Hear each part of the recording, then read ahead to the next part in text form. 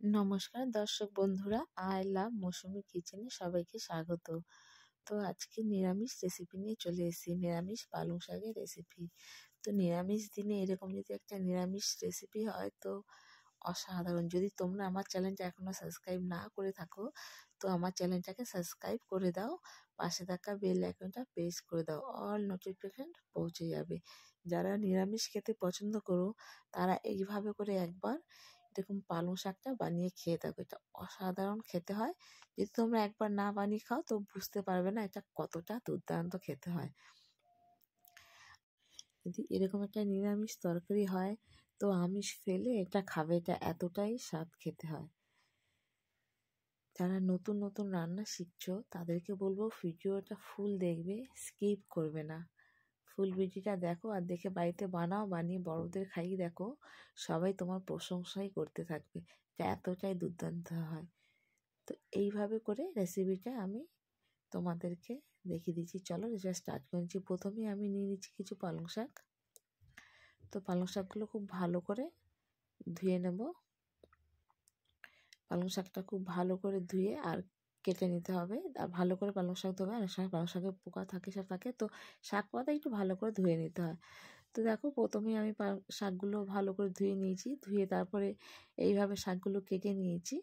আর কিছু সবজি দিয়েছি আমি, যেরকম বেগুন, সিম, মূলো, কুমড়ো, আলু, তো এরকম সব রকম সবজি দিয়ে দিয়েছি। তো এই সবজিটাকেও আমি কেটে নিয়েছি, শাকটাকেও কেটে ভালো করে ধুয়ে কেটে নিয়েছি। তো এদিকে একটা কড়াই বসিয়ে দিয়েছি, কড়াইটা গরম হয়ে গেছে, দিয়ে দিলাম এর ভিতরে তেল দিয়ে দিয়েছি পরিমাণ মতন। এবার দিয়ে দিচ্ছি একটা শুকনো লঙ্কা।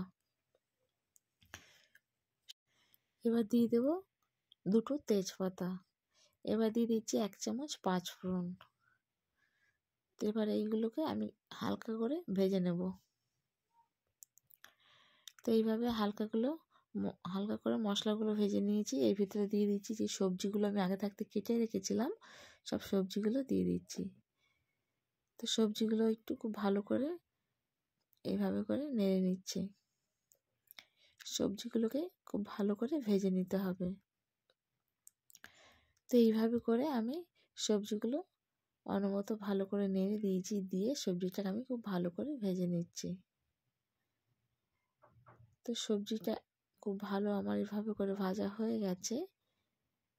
দেখো ঠিক এতটাই হয়েছে, এরকমই আমি সবজি ভাজাটা রাখবো।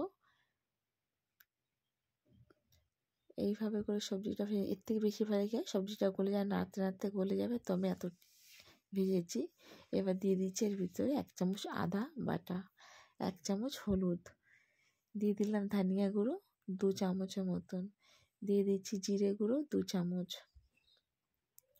এবার দিয়ে দিচ্ছি সবজি মশলা 1.5 চামচের মতো। এবার দিয়ে দেবো জল। তো এই সবজিগুলোর সাথে মশলাটাকে খুব ভালো করে মিশিয়ে দিচ্ছি। খুব ভালো করে মশলাটা মিশিয়ে দিতে হবে।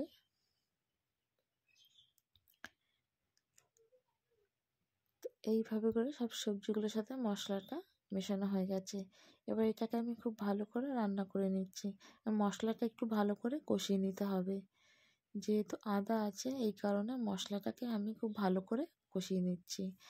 নাহলে কি হয়, ভালো করে না কষালে আদার একটা স্মেল বেরোয়, তো ওটা ভালো লাগে না। তাই মশলাটা খুব ভালো করে আমি কষিয়ে নিচ্ছি। এবার দিয়ে দিচ্ছি এর ভিতরে কিছু কাঁচা লঙ্কা। যেই শাকটাকে আমি আগে থাকতে কেটে রেখেছিলাম, সবজিটা আমার খুব ভালো কষানো হয়ে গেছে বলে এবার শাকগুলোর উপরে দিয়ে দিচ্ছি। সব শাকগুলো এবার আমি এইভাবে করে দিয়ে দেবো। সব শাকটা দেওয়া হয়ে গেছে। এবার সবজির সাথে শাকটাকে আমি খুব ভালো করে মিশিয়ে নিচ্ছি। খুব ভালো করে সবজিগুলোর সাথে শাকগুলো মিশিয়ে নিতে হবে। তো এইভাবে করে আমি সব শাকটা সবজির সাথে মেশানো হয়ে গেছে। এবার এটাকে আমি জল দেব না, এইভাবে করেই মিডিয়াম টু লো ফ্লেমে এটাকে রান্না করতে থাকবো। জল, আমার সবজিটা আগে থাকতেই ভাজা হয়ে গেছিলো, তো সবজিটা আমার সিদ্ধ হয়ে গেছে, শাক থেকে একটা জল বেরোয়।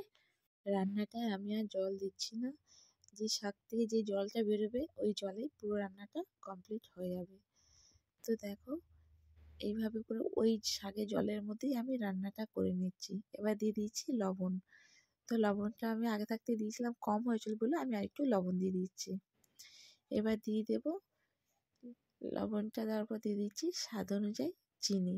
চিনিটা অপশনাল, আপনারা দিতেও পারেন, নাও দিতেও পারেন। আমি একটু নিরামিষ রান্নায় চিনি দিই, ভালো লাগে।